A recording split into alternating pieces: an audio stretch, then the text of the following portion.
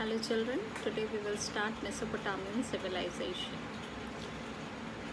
Mesopotamia, which in Greek means the land between rivers, lay in the triangular valley between two rivers. The name of the two rivers are Tigris and Euphrates. Now this area falls within a region known as Fertile Crescent, which extends to the Persian Gulf in the form of a crescent.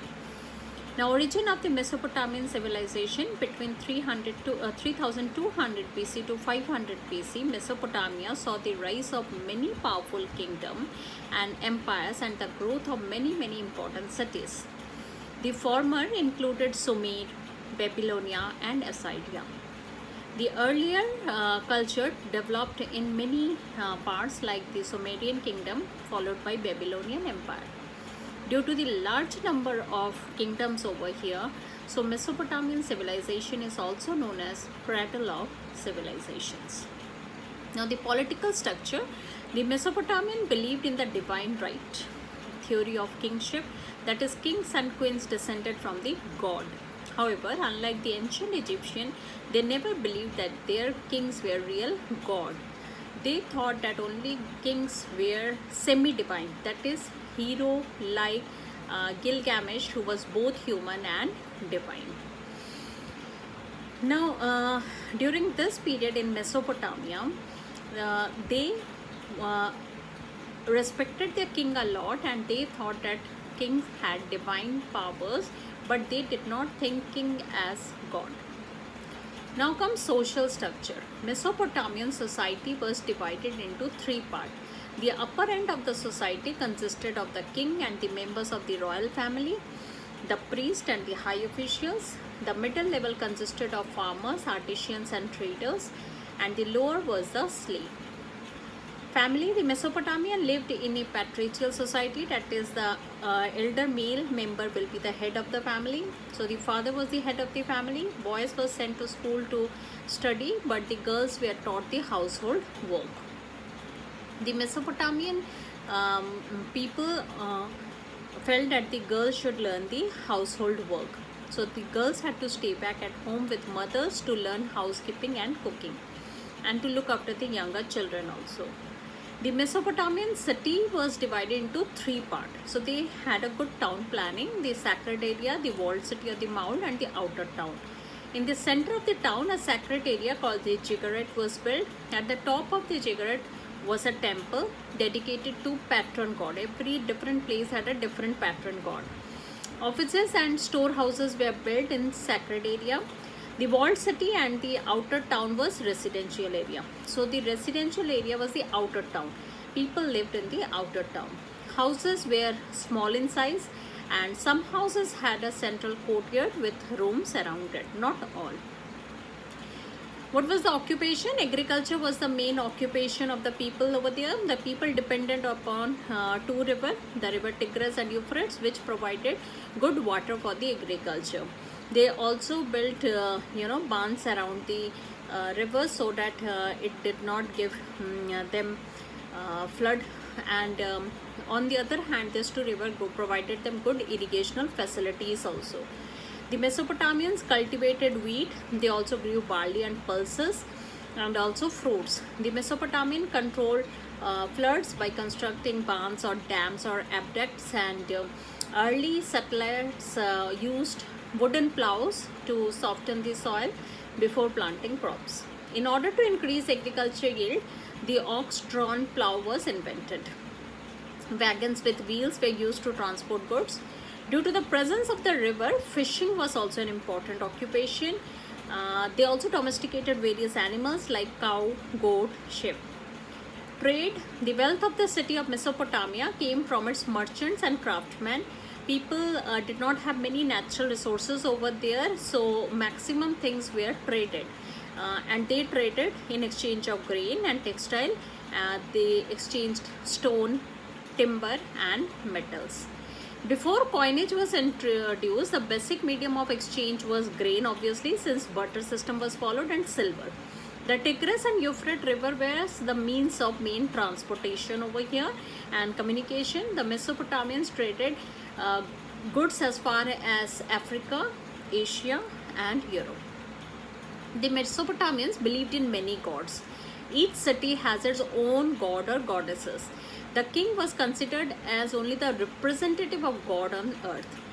Hundreds of graves has been excavated in parts of Mesopotamia, which gives us information of burial.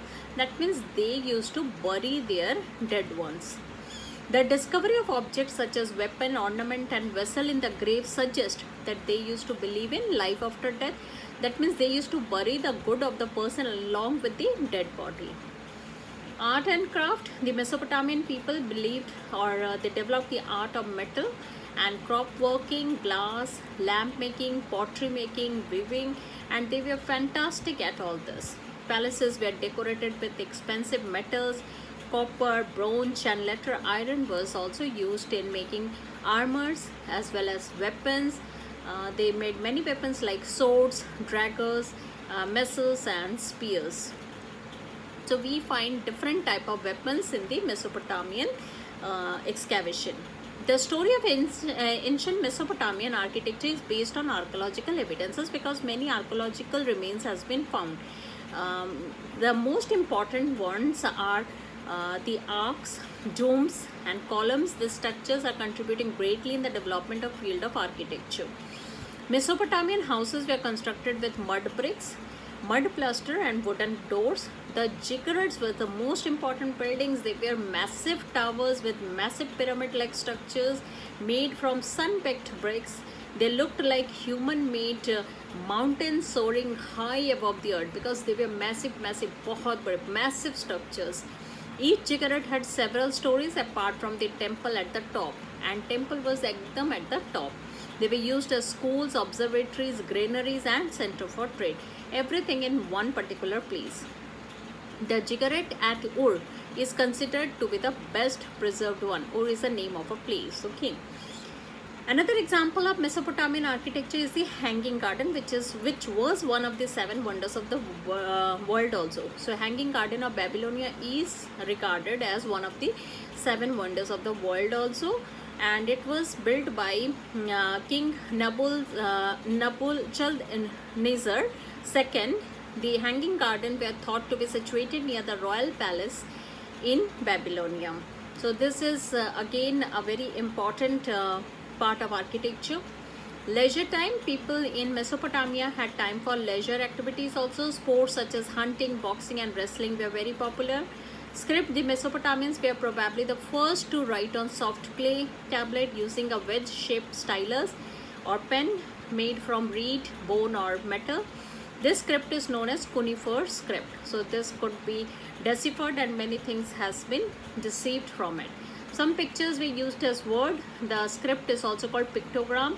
The clay tablets that are used for writing are baked and hardened. Each tablet is like a page of a book.